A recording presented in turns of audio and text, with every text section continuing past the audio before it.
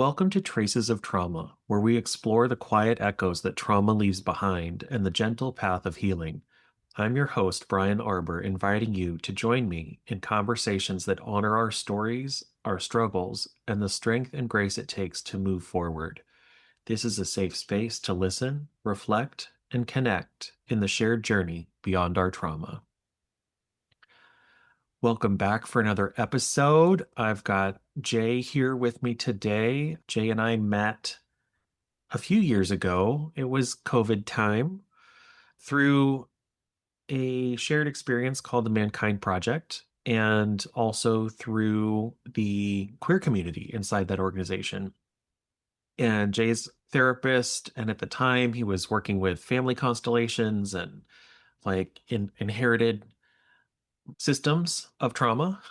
Mhm. And we just had some really great conversations. And when I started this work, I knew that you were one of the people that I wanted to have a conversation with here. Great. So, anything else you want us to know about you, about the work you're doing, what has you here with something to say about trauma? Absolutely. I guess to summarize, I have been internal family systems, EMDR informed with most of my work paradigm in treating complex and chronic post-traumatic stress disorder with internal family systems and the MDR. Uh, I use motivation enhancement therapy and CBT. It feels like a lot of times the addiction that I treat is just a blossom of trauma, a symptom, a side effect, a behavioral consequence Hmm. of learned behavioral traumas that have patterned and habituated. And it's kind of a soothing mechanism for what lies beneath the consciousness. And a lot of my work is just engaging with folks and finding, exploring with calm, curious compassion, all of those places where there are rabbit holes in thoughts, feelings, beliefs that limit their ability to connect and belong to themselves and others. So, what are the other acronyms that I use? Currently, I've been in training for the last 2 years with the Institute of Core Energetics for somatic psychotherapy for the parts of trauma that get embedded along our central nervous system beyond just what goes on in our heads, what happens from the neck down. Their body has its own intelligence. There's gray matter along the spinal cord, which connects to the vagus nerve, which had me hitting a lot of repetitive blocks with IFS and EMDR. There were just some rabbit holes that kept reappearing and talking and conversation with folks who were trying to get better. And they kept hitting the same systems over and over again. At first, I looked into entanglements in the soul, which led me to family systemic constellations, just kind of a hub here in the New Haven area. Some of the big facilitators and trainers in the Northeast, Ed Lynch and Bill Manley, have been doing this German form of psychodrama. It's not psychodrama. Bill Manley being the first to tell you. But in any case, constellations is which you identified, is wonderful for helping resolve those entanglements that we don't necessarily get to see just by talking. The transgenerational trauma pieces.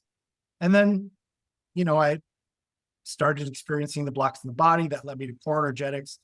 And now I'm also exploring neurofeedback and neuromodulation, which work with the brainwave frequencies, the central nervous frequencies, and the subtle body energetics to help clear pathways to help people be more in flow. So, since a lot of it involves light and working with light and hypnagogic strobe light therapy and light wave frequency, I called it Lucid.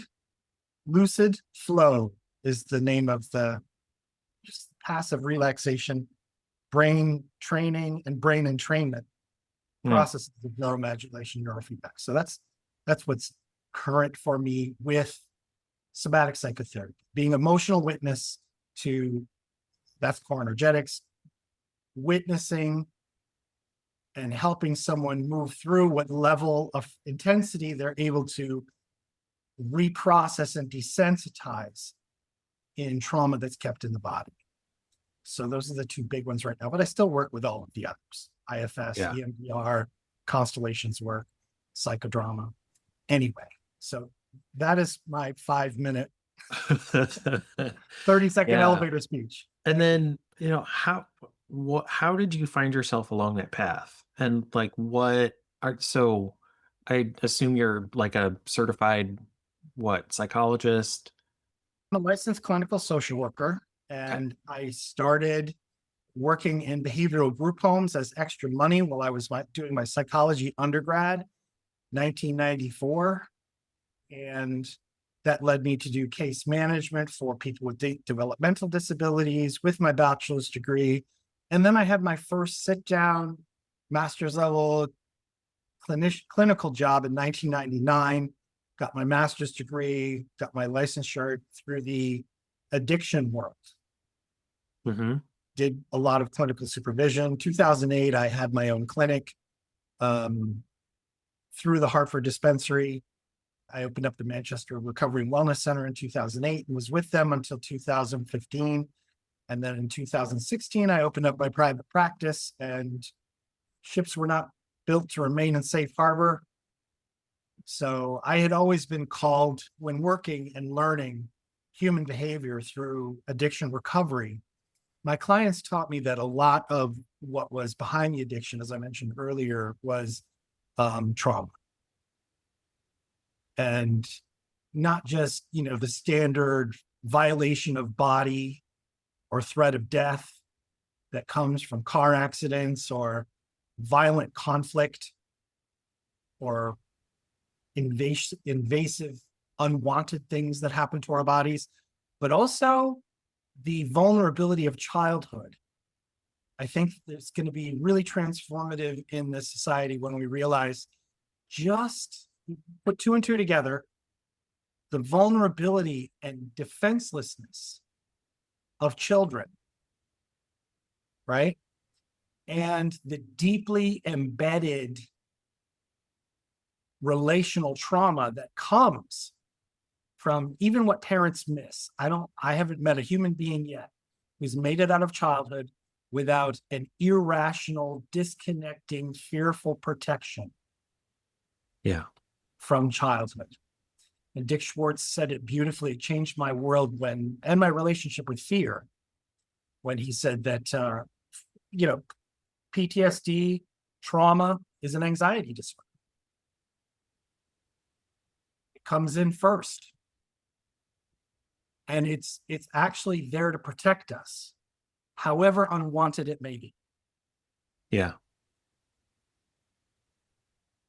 The children who did not have an issue with relational connection, attachment to their parents, and the anxiety of what their parents thought of them, they're not with us anymore.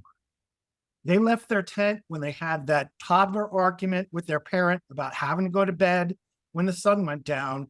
They snuck out of the tent, and they're out of our gene pool. They were eaten by lions or whatever else was out there in the night, falling into rivers. The rest of us, it is an adaptive trait for children to be irrationally attached to the opinions of their parents. Yeah. And because of that, we create protections to keep us safe. And as we go older and more competent, our brain and biology match up. Yeah. So, there are those deeply embedded, sometimes young enough to be completely forgotten, defense systems that we develop. Um, and then there are those, they're the ones where we know exactly what happened. We can point to it. And we may think, oh, that thing that we point to is that's the whole reason I am this way. Often it's not, right? It's a complicated, interconnected network of traumas informing other traumas, like layers of defense systems with like unique and sometimes overlapping triggers and then like defensive behaviors that we learned and inherited in our families. Yes. How do you start untangling any of that? I think the biggest effect in helping someone start is to create awareness that there is a loving and safe world around them. That part of my role as a therapist is to create and test out with the client to show them how safe and loving this office is in building a therapeutic alliance, Hmm. what a clinical relationship, where I am here as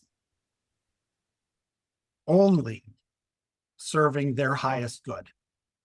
There should be nothing, and I tell all of my clients this in the first session with them, that when I step into a clinical role, it's me giving to you. In constellations work, they teach, and this is, some shamanic stuff here, but it's been popularized and been working pretty effectively, that the parent is always, the authority figure is always giving. And whenever they take, there's a little bit of a record scratch. It's a breach. It's a breach of contract. You have the power, so you need to be creating container. Even if it's co-creating, eliciting what the client wants, and there's a little bit of safety built in there for you. It should be there whether you're supervising somebody at a Starbucks or whether you're teaching them in a classroom or whether, most especially, you're sitting with them in an office. So it's creating the neuroception, or as Peter Levine calls it, the perception, the neurological perception of safety. And as you said, Brian, we come out of childhood with all of these things. What's sometimes safe for you is dangerous for someone else. So meeting the person where they're at, the human being where they're at in their perception of safety is key. So if there's another implied question in there, briefly, it's the safety first, and then the loving piece, unconditional positive regard and the highest good identified. I'm on the board of directors for a retreat center called Shalom Mountain, which has a process that creates container around Eric Fromm's Art of Loving principles. Because once safety is created, this is also what informs generosity, goodwill, and confidentiality. Yeah. And when you say, creating container, Yep. what are you talking about there? Just like we're doing here, we're putting words to a kind of aliveness, right? We're creating an understanding. We're creating agreements. I am going to be here 100% for your highest good. I'm going to be generous. We will be in relationship, in therapeutic alliance as client and therapist forever. In my book, State of Connecticut says 3 years and I can start to date a client, but every ethics class I've ever sat in, my hand goes up with them when they say, when is it okay for you to sleep with a client? 3 years, State of Connecticut. Everyone in every ethics seminar I've ever been in, we all put up our hand when they say never. Because there's a power relationship that's created when someone comes in asking for help with the stuck places in their aliveness in this role that we've all been trained in clinically. And clinical implies that it's a professional relationship. So I tell people at the start of session, creating container, it's okay for us to sit down and talk for extended periods with this hourly rate. Should Mhm. that hourly rate end, I will also always answer your texts and emails. Yeah. So there's the first step to starting to dig in and untangle those defense systems, the anxiety, the nervous system responses that we develop to early and even adulthood trauma begins with finding a safe and loving space. And while that may be available in your therapist's office, often that's not what you step into as soon as you go out the door. People go back to families that don't have that kind of space or don't perceive to have that kind of space. Either way, whether you're like going back home to the person who abuses you, you're going back into a community that's dealing with generations of trauma, the racial injustice that has carried down for generations. There are folks who, you know, have a safe, loving space in office with someone like yourself, and then step back into a world that's very much not like that. How do we continue to heal when we don't get to spend 10 hours a day in a therapist's office? Yeah, that's not 10 hours a day in a therapist's office would be unhealthy for everyone. I keep joking in my early years, 20 years ago, my clients used to love it when I would say, if you find the girl, if you find the guy, person who built the world for my comfort, let him know he's letting me down, please. Hmm. We are entitled to our defenses. Everyone is entitled to move through the world and get their needs met safely. And there's a certain amount of folks who get their needs met by harming others. And fortunately, that is not the majority of the world.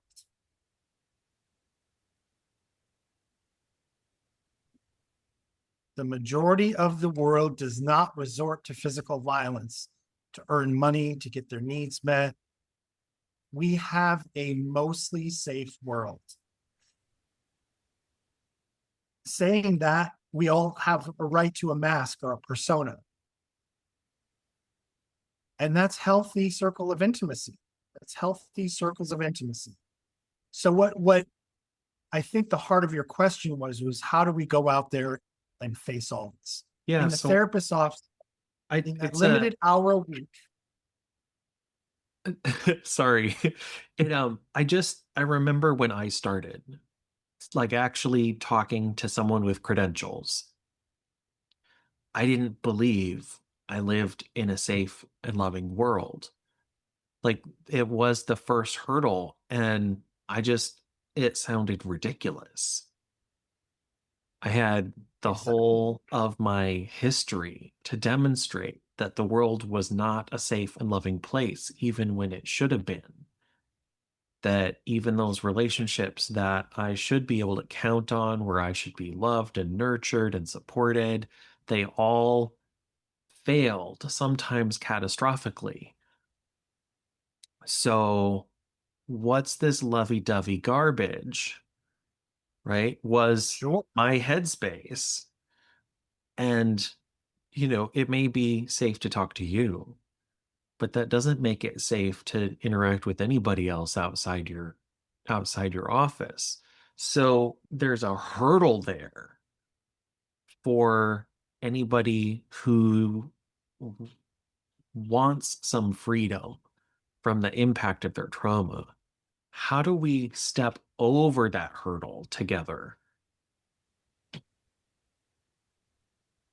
We create capacity to lean into discomfort let the adult nervous system reprocess and desensitize the trauma. We Mm. don't forget, we don't, which is why I've never trained in hypnosis, because I haven't found a technique in hypnosis that doesn't replicate this model. Only EMDR for the adult nervous system.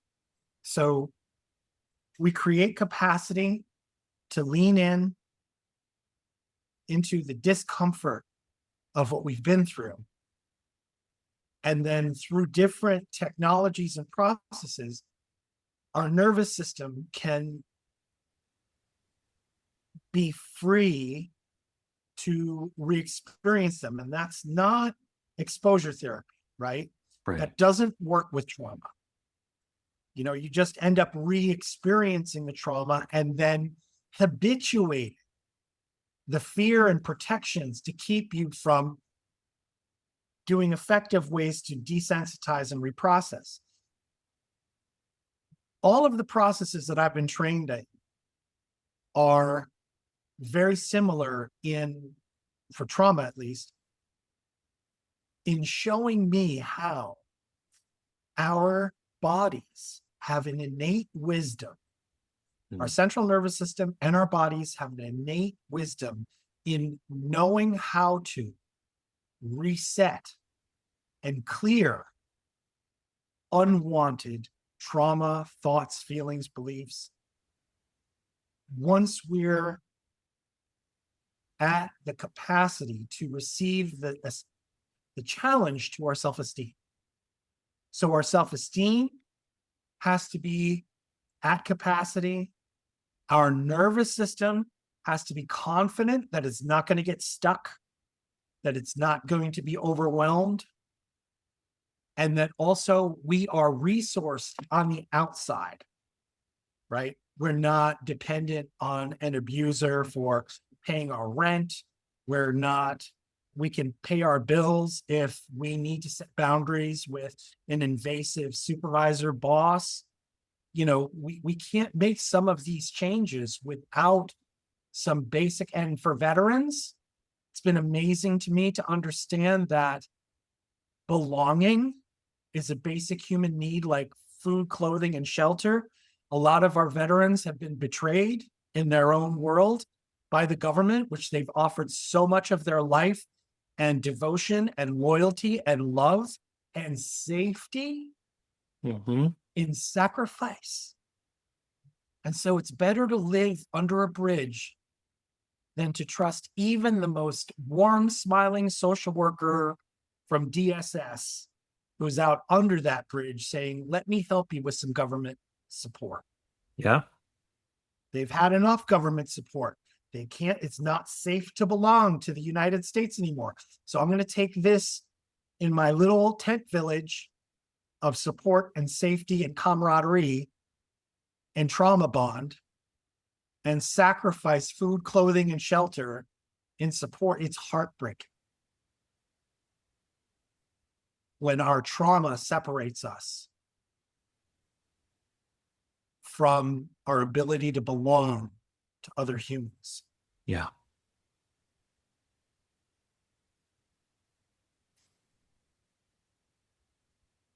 Yep. I felt that one.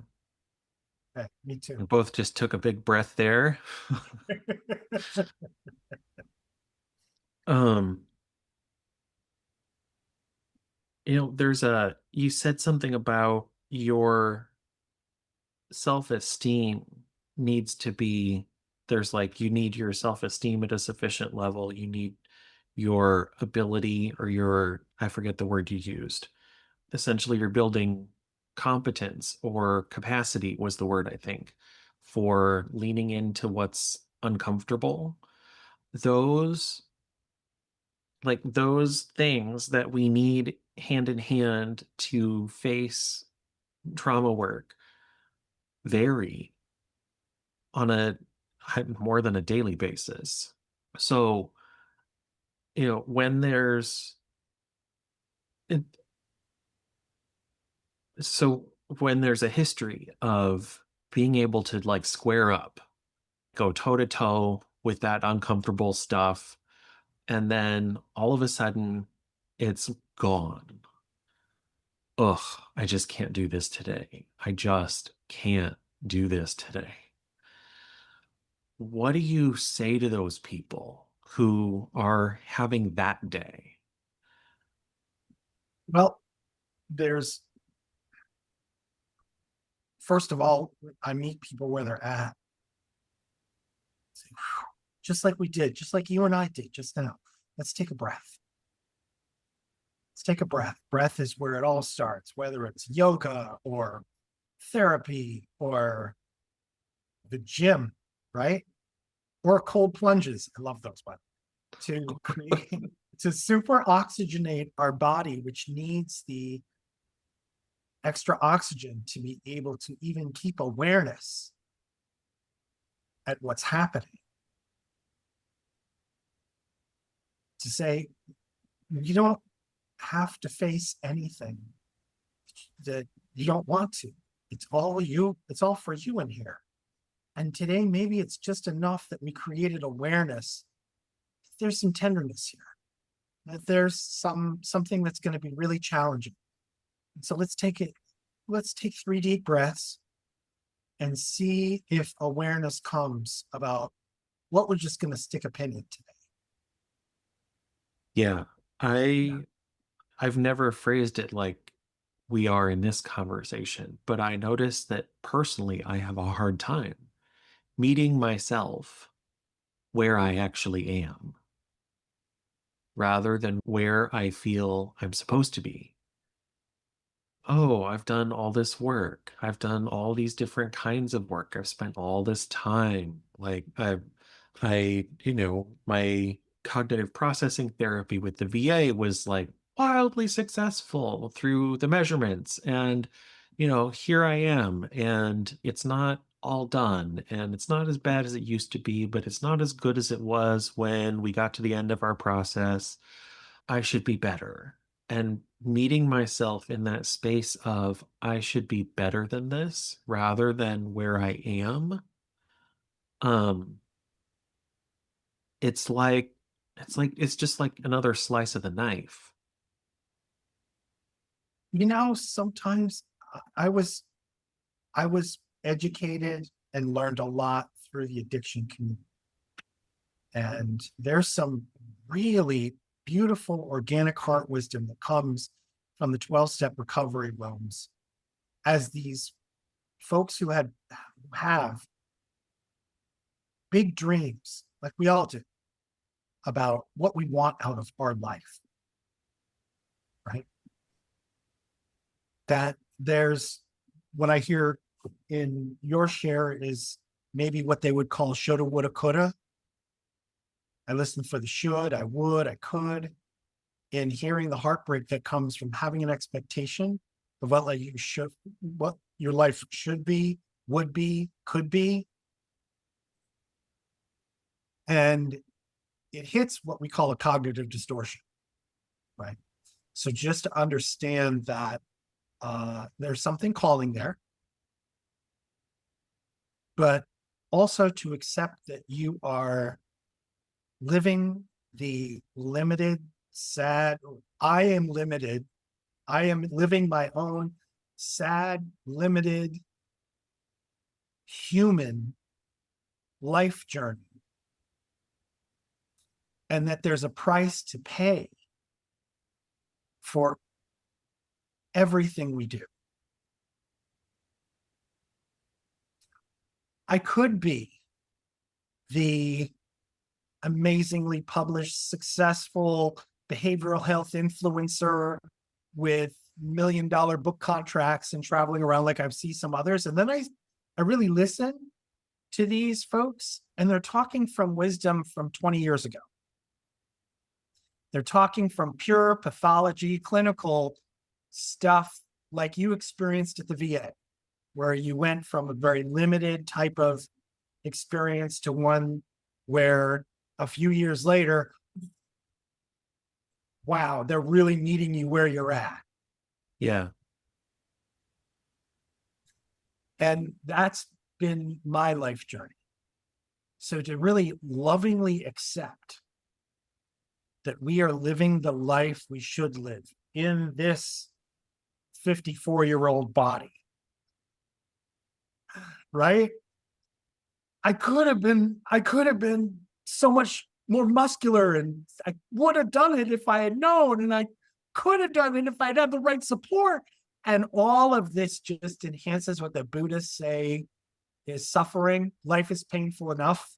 Suffering is optional. Hmm. The cognitive distortions that pull us away from reality, the shoulda, woulda, couldas are part of it.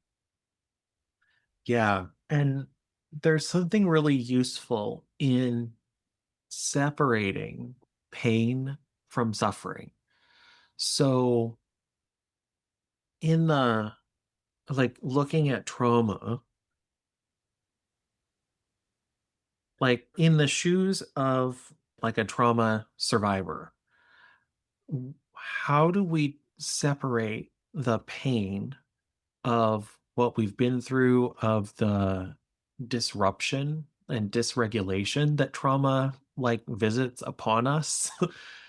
Those things are painful to like go through, to live through, to deal with. There's impact. It like hits our relationships. It makes a mess at work. It like, ugh, it's painful versus like suffering. Because I remember a time in my life where it all felt like suffering. There wasn't a difference between pain and suffering. It was all suffering. Yeah, yeah. And we are now at a point, there's people who, first of all, I'm really sorry that you've experienced that level of intensity, and me too. Mm.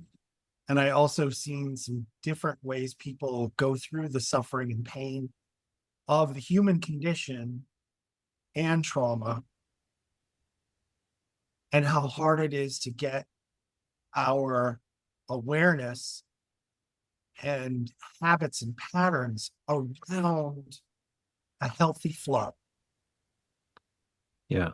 one that allows us for joy, connection, bliss, all of the wanted stuff that we want, love and laughter, without disrespecting the suffering, the protection, the fear, the anxiety, the shame, regret, guilt. There's so many ways out there, Brian, and the best answer I have for that is build relationship with oneself. Build relationship with one's body, mind, and soul. Body, what am I feeling? Mind, what am I thinking? What am I believing? Soul, are my body and mind on track with what I'm here for in my life? And Yeah. then connect and reflect with love, with safety and love. Connect and reflect, just like you and I are doing right now at this level, where we're listening to our hearts and minds, and sending that wisdom from both out Yeah. there. And that resonance is where the learning is. My brother just recently told me that he didn't really connect with me as a person until 2008, until 15, 17 years ago. And, we've known each other for 50, 51 years, 50 years, half a century.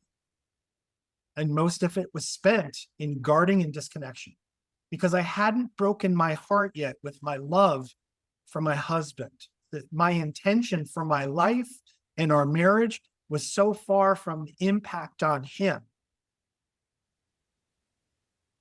that when we first met, I had to start listening to that and seeing, growing from the pain of the distance between my intention and safety and love and what our life was actually like together. And that's part of what the therapist is there for. The Therapeutic Alliance is there to take it all, bring it all in here, baby. Yeah.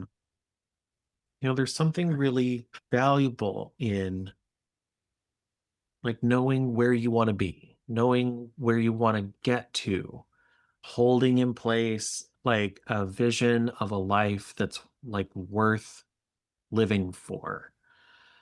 And it becomes dangerous. It becomes like harmful, like both to us and the people around us when we lose track of the reality of where we are in holding that intention in place. To not be able or willing to acknowledge what's here in the present and only being willing to look out at that far cast future. It's like throwing a fishing line out there and all you can think about is the fish and not the muddy bank you're standing on. Like it takes both working together to to be a great fisherman. Like it takes both the having some sense, even if it's hard to define, even if you don't know what it looks like, even if it keeps changing, of wanting life to be better, but also really being willing to just meet ourselves where we are in the truth of this moment. Is this relationship actually safe? Or do I just want it to be safe? Like it, and, do I have the bandwidth to engage with the assignment from my therapist today? Or do I really not? Am I just nervous and scared and confronted and challenged? Or am I gonna start gouging holes in like the bottom of my inner self to try and scrape more out of that bucket to rise up to the occasion and really looking and sometimes not knowing the answer and making mistakes, but like really trying to balance that how I want it to be, how it should be, like trying to believe in a safe and loving world while living in an like pervasive, automated, habitual, like comfortable in the sense of familiar and predictable and reliable view of the world that I'm not safe, that I'm on my own, that I can't count on anybody or anything. And as soon as things start going well, I should brace myself for it to all fall apart, right? There's the where I am and the like what I'm hoping to find, and like having a foot in both places instead of trying to be all in one camp or the other. Yeah. So there's, what I was reflecting on earlier was an advanced level of relational growth. When we are, what you're describing sounds a lot more disconnected from self, disconnected from any kind of, it's the person who isn't safe to connect with themselves. And habituated, there comes especially when it's with yourself, a habituated sadness, helplessness, hopelessness is called depression. And that many times will saddle up with trauma. And the good news here is we have some real cutting edge technologies to get at this habituated hopelessness, helplessness, sadness. And because many times when it gets to that level, it becomes a question of who am I if I'm not alone? Yeah. It's unsafe to be in connection. And there are people out there who are living patterns that deepen into harm, you know, people who create false hierarchies, manipulators, bullies, those folks can do things to elevate their own self-esteem. And then that can feel like it comes at a price to us, right? So the world can seem very unsafe when people display mild patterns of this that are not necessarily toxic narcissism with a, you know, grooming type of pattern, or domestic violence, abusiveness, or sociopathic manipulation, Machiavellianism. I refer to the dark triad here, that, you know, everyone's shadow has a little flavor of these. Hmm. We all have things that follow us forward into adulthood from childhood, uh, that can resemble those, that most people who haven't done deep dives have echoes of in their behavioral Hmm. patterns. Especially if you get married, you do that intimate partner bond, all of those things tend to come up And that we're we so don't show them. sensitive. We become so sensitive to the presence of those things Yes, that even like a little whiff of narcissism from someone yes, sets off major alarms over here. right. And I feel like it's like almost culturally, we're very quick to label someone. You know, if I didn't return your text message in 4 hours, I'm ghosting you. It's like, Which fuck is a off. I was form at of, work. yeah. I haven't been dodging you for months and gone completely dark. But it's that quick. Like, as soon as someone makes a story about themselves, you're in a relationship with a narcissist. We're headed in a direction of villainizing any less than fully enlightened behavior, which only exacerbates the trauma and makes the world feel more unsafe. So what makes it safer is loving acceptance, coming to those parts of you that need to work and not immediately respond to what's supposed to be your most important relationship, Brian. Right? Accepting that what's happening in us is probably also happening in another person, and that harm comes when we ghost, when we disconnect, when we bully, when we other. Right? In Mankind Project, we take it a little easier on the rainbow men, because the rainbow LGBTQ plus men have already been othered enough and othered ourselves in our sexual orientation and our sexual preference. So we don't have to really hit home about how othering is disconnected, Yeah. whereas many people who have never examined their privilege don't. Hmm. What do you mean there's racism in institutions in Western civilization? What? There's no such thing. We pass laws. It's all gone. No, these are things that also you're observing in, you can observe. I'm sorry, you did not observe, but the bypass, right? I passed a yoga teacher training, so I'm enlightened, and you are not. You are other. You are less than. False hierarchies are created in our own minds. Well, and it gets tricky when the people that we're meant to respect, the people that we look up to, like when our yoga teacher falls short of their enlightenment, when our therapist like has an off day, when our parents who are supposed to love and support us all of a sudden come up against something that they do not respond well to, when we're in a relationship that's been going great and then all of a sudden there's like the presence of something that like we didn't expect to be there for the other person. And the I'll speak for myself, my ability to, it's a bad word, but I'm going to say tolerate the those pieces of myself that aren't what I want them to be, like my ability to tolerate those things is a pretty good indicator for my tolerance for those things in other people.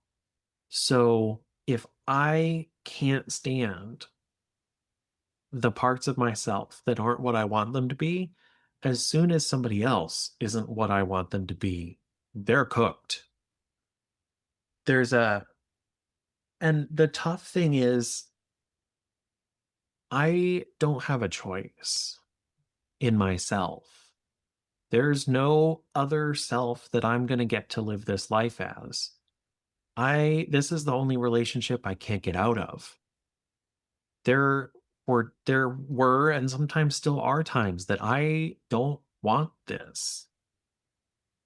Now, I'm not cooking up plans to go end my life, but I also don't want the one I have. I have 100% want off this ride because I don't appreciate who I am. I'm tired of my struggle.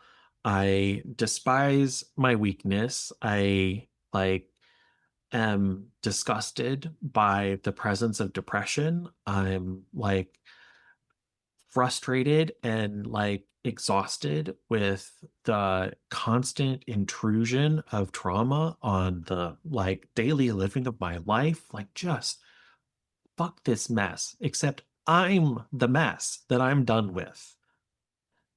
And ha- there's a, it has, and it still does, take something for me to meet that person with safety and love. And I am by no means a master, but I can't, I can't help it that I'm who I live my life as. I can't step into the shoes of someone more privileged, or someone who had a different family growing up, or someone who like always felt like they fit the definition of normal in their world. Like it would be easier if I was one of those NASCAR gays. Like, at least I'd have something butch to talk about with people. Like, I I am how I am, and I don't get to choose to be somebody else, but my only chance at loving and respecting who I am, and maybe being something more than what I am right now, is to stop doing battle with what I already am and start to do the work, like that desensitizing to the trauma you mentioned, like the facing up to what's uncomfortable with me about me, and Being at peace with who you are. like not trying to like napalm the parts of myself that I'm upset with, but see them, honor that like they're there for a reason, and start to guide them, guide those things when they show up, rather than just being railroaded by their presence. Yeah, you don't control them. You, controlling, fighting, being curious and compassionate and greeting them with calm, they start to open up. They start to talk about what their intentions are, and then you can go deeper. And for those parts that are really deep, that resist even coming to the table for conversation about what their intentions are in undermining, self-sabotaging, making worse, turning up the volume on untruths, you know, there's amazing new therapies out there. There's not only neurofeedback, where you lie down and just let the brain listen to itself, and the nervous system calms itself through brainwave alteration, but there's ketamine. We don't know what ketamine does other than gives the brain a rest from itself in the heaviness and weight of the oppressiveness Mm. of depression. It puts a foot in the door for the brain to, oh God, wait a minute, there's another world out here where that's not part of me. Yeah. There's And another then world trying out to there build that, that. right? Like taking tiny steps to build access to that without the drug, right?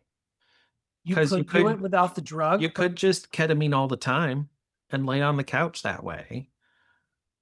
But that access to that world isn't healthy either, right? we Well, and for somebody with addiction history or who gets that sense of relief for the first time, it it could be easy to take the shortcut. And the challenge with those kind of shortcuts is the repair work never gets done. Like the what has been dysregulated in our nervous systems doesn't learn how to heal. It's that bypass, right? Like ketamine can give us a break, but ketamine all the time, yeah, nobody would weed all prescribe the ketamine. time, heroin all the time, it's a bypass for facing what work we need to do in ourselves. Yeah, I'm not suggesting. Yeah, not that you're suggesting. I just want to like point toward that there's a sometimes when we open that door, we think that's the answer. And it's not necessarily. And that's also called tunnel vision. That's a symptom of addiction Yeah. when there's one-stop shopping, right? We Mhm. only need to go to Walmart. We only need to go to heroin or ketamine or yeah. And ketamine, I promise, is not as much fun. I ran a methadone clinic for 8 years as clinical director. Methadone is not as much fun as heroin, and nobody really looks to methadone as one-stop shopping. It opens the door for people to create awareness that there's a world without the heaviness of that belief system, that there's no hope. Yeah. There is no other world. So, yeah, it's a balance of the discomfort of body, mind, and soul work that, and once you get that foot in the door, since we're starting at the darkest point here, which I finally believe I got to the heart of your question, for people who are really stuck, really deep down, really disconnected from themselves and others, believing that there's no tribe for them, that they don't belong anywhere, that they're some sort of toxic masculine. I'm not referring to gender here, but some sort of toxic masculine lone wolf out there in the woods, and they can only rely on themselves. Um, there comes a point where that's a dead end. Mhm. Just like ketamine. Yeah. We are not meant to go through this alone. And I'm saying that because I hear that in the heart of your question with a person who continues to use substances to numb themselves to this world where we have to learn how to trust and create safety, listen to our fears and our gut, which it's pretty easy in this day and age to numb out with salts, fats, sugars. It's always been easy to numb out with alcohol or now THC to help us to make decisions without having to listen to that pesky gut instinct Hmm. until we're managing a job that we hate, that we never liked in the first place, but it made good money, so we're going to stay in it. Right. Yeah. And maybe that's one of the reasons substance use disorders are tolerated a little more within the military, Hmm. to be able to numb out. Yeah. Yeah, it can all be a bypass. Even the yoga teacher who's all just love and light, and they know, right? And then other people. Yeah. There is some validness to the right wing that talks about woke people, because a lot of woke people have been arrogant, disconnected, angry, incurious in their communications, Yeah. just as the right wing is also guilty of othering immigrants, gender differences, sexual orientation differences, races, religions. Yeah. There's what just comes to mind is an old adage, like any virtue carried to extreme becomes vice. 100%. So there's a constant balancing of, the tools that are available to us that make a difference and still doing the hard work. I watched my grandmother eat whatever she wanted to, and it was the doctor's problem that she just needed more insulin, because that's what the drugs are for. That's what the diabetes medication is for, is so that I can do whatever I want.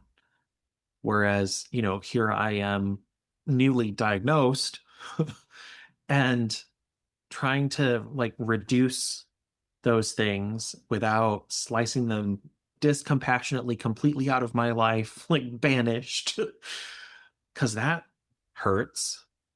But like making better choices and taking the medication. I'm not trying to get well enough that the medication needs to be gone because medication's the evil. I'm not trying to purge all sugar because sugar's the evil. But like, where can I find a mid-range balance of what I need and want in my life without swinging too extreme?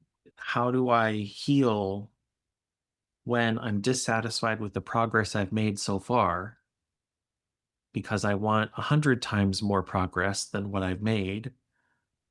And do I just abandon the tools that I've used so far because they haven't gotten me to the end? Or, do I go all in? And every conversation in my life is about healing and here I am launching a podcast about trauma, and it's a lot more present in my mind than when I was just doing this work alone, Yeah. So and finding finding your a middle balance, ground. Yeah. yeah, the middle ground, finding your balance in your human condition and training yourself in what is off center. As you mentioned before, extremes don't serve. Yeah. Extremes don't serve. In fact, that's one of the indicators of childhood trauma, childhood relational trauma, cognitive distortion of absolutes. Yeah. You always do this, you never do that. Da, da, da. All of those extremes, you know, there's 10 basic cognitive distortions. Anyone can Google them. To be loving and gentle is great. If you want to live in extremes, maybe just pick one or two. I want to pick the edge of the human consciousness in doing triathlons, right? Triathlons are pretty extreme physical conditioning. So it requires some pretty extreme dedication to that. Yeah. We do not live perfect lives. Every human being who believes that there's some perfect ideal, my best self, I think that causes more trouble than good in the behavioral health world. Well, We are living our best lives. What other life is there? yeah. To deeply love and accept where we're at, to find the balance, body, mind, soul. It's, I think, part of adulting. Yeah. I don't really believe that people go through life actively trying to do their worst. There's a there's a measure that we don't measure up to, that we think we should, or that we did measure up to, either consistently or maybe just that one time. But my best today could still improve. My best a minute ago doesn't have to be my best right now. And there's nothing wrong with a minute ago. That little bit of grace, that little bit of acceptance and compassion and curiosity, we have terrible days. And if we can even just be curious about, ooh, was that the best I could do that day? Not was that the best I could have done, but actually the best I could do that day. Like, oh, I lost it. I just freaking lost it. I was at the end of my rope.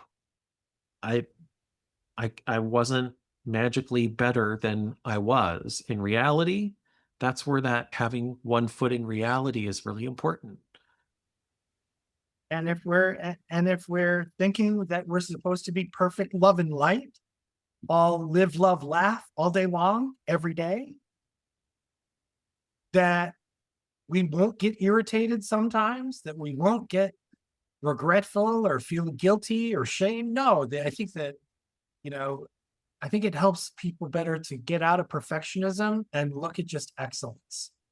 Excellence allows for there to be little crises, but then also show up and normalize for yourself and others. Hey, wow, did that bother you when I got irritated?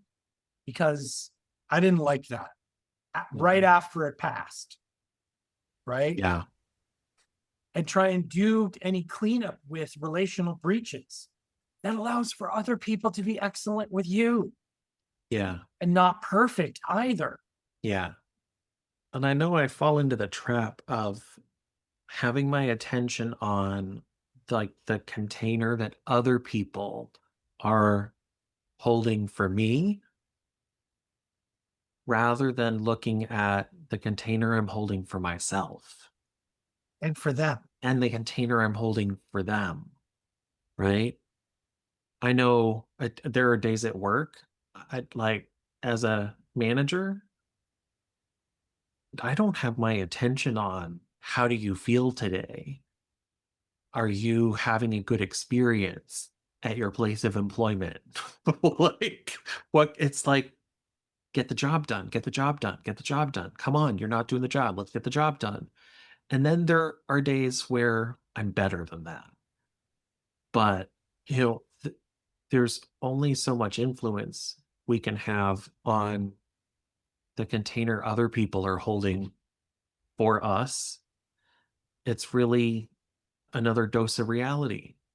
And it's not absolute that how somebody is like allowing me to be is the way they're always going to be, right? It's like, oh crap, there's more work to do right over there. It's I'm lucky, and should probably stop saying that. I'm thankful and awed in my relationship. Like, I am more than enough for the person I'm with, even this way. And there's more work to do, but I don't need to do that to be enough. And over here in my shoes, it looks like I'm lucky. There's a little hint of, but maybe one day he'll finally have had enough of this mess. And though that's the container I hold for myself, and it's the one that I put him in, rather than challenge, like leaning in and challenging that uncomfortable space, which I'm doing, right? But it's important to recognize the way that we hold ourselves and the way that we hold other people And to consider the fact that those ways we hold the world are informed by our trauma. And if we're not identifying that and taking a look at it and getting help from, no kidding, qualified experts, like, it's one thing to talk to your best friend, it's another thing to talk to to listen to a podcast.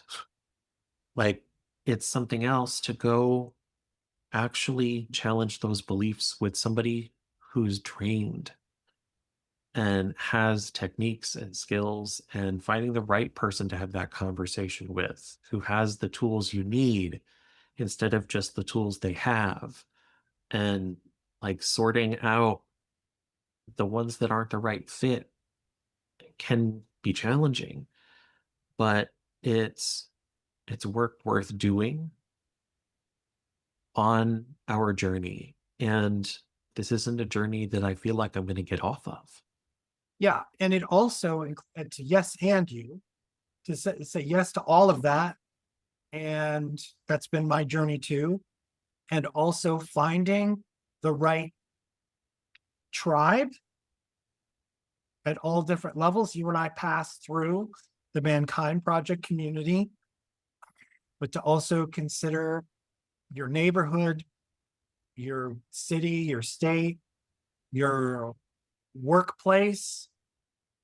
Oh my gosh, I thought working behavioral health, I would be in the right community just with the same kind of people. Oh no, there's a lot of people with very different perspectives on their work, on this work, the influences outside of us. And even to this day, I'm still surprised by the power and influence of energies that are still a little bit controversial. I'm a believer in Reiki and mystery school type of work that touches some soul places that are past the five senses in the scientific Western model, even though I practice within it. And everything in my private practice is Western model, accepting, right, of what's outside the senses when a client brings those things in. There's so many levels to this work. It's very easy to throw your hands up and be like, I'm not getting the results I wanted from my growth journey, right? And it took me years to get to Shalom Mountain Retreat Center, which is not affiliated with Judaism, but it's a community that's based around the idea that to love and be loved is what we're here for. Mm-hmm. Whether it's polishing your badge as president of the United States, which is not really attractive to me as a goal to work towards and organize my life around, but for some people it is. Or to say I live with the right address, with the right car, with the right brand clothing. It's not me either. I'm here to show up in the best way I can to love and be loved authentically. And this tribe has helped me do that and show me that there's even the possibility that it can be true. And there's so many men who find it in Mankind Project, in different professional communities, in churches, and in different organizations. That's their journey. And to lean into it and do that hard work you're talking about, Brian. Yeah. And being willing to leave the community we know to step into the community we need. And when we can't find a community that's like exactly what we need, to start building it with what's in front of you. I love that you identified that. That's a big piece for me that I've only been leaning into in the last 2 years, to stop looking at from it out there, right? That powerful, deep love and grace is right here. We've been pulling closer our chosen family in the form of a D&D group. Something that I've been playing since before it came in a book. I was 8 years old when it first came out, and my uncle brought it back from grad school, and we played it at the summer beach house, and I was hooked. My whole family got hooked. Anyway, who would have thought that powerful spiritual, emotional family bond could be built, intimacy in what we've been looking for in love and safety in each of our lives could have started with our Dungeons and Dragons gaming group that meets twice a month. Yeah. And now we're celebrating birthdays and we're exploring things together. And some spouses are interested in spiritual work. And I've got 3 friends coming up to Shalom Mountain for the Men Loving Men retreat in a couple of weeks. Some will only come with me to do biodanza, somatic dance process that I facilitate and dance in. So it's what's in front of us. We are all, and I guess the wisdom started for me in realizing that I could have healthy, beautiful intimacy with, I don't know what you have out there in the Midwest, but out here we have a Cumberland Farms thing where when you walk in, all the staff are supposed to say, "Hello, how are you?" Right? And so I play with that in saying, "Hey, I'm good. When are you getting out of here? When are you off the hook?" Right? Joking with them about the social interactions they're forced to have and creating intimacy at the level that they're at, knowing that they're forced to say that. Yeah. And that's all the exchange has to be. Just a witnessing and presencing of their condition, earning the dollars. And still showing up on those low days because you want someone to just freaking ask you how you're doing, even if they're like forced to by their employer. That's it. And like taking the healing the way it shows up. Meeting it where it's at. Yeah. Accepting it for what it is. Good. Yeah, love is never the problem. It's usually the attachment, right? You want to hold on to that. Do that again. Do that again. Yeah. Awesome. Well, thank you so much, Jay. I really appreciate you coming on board, and I look forward to more conversations. Thank you for the work you're doing.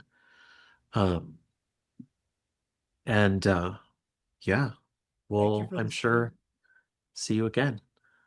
I hope to see you again soon. Thank you for this beautiful opportunity. I've enjoyed it. All right. Bye for now. Bye for now.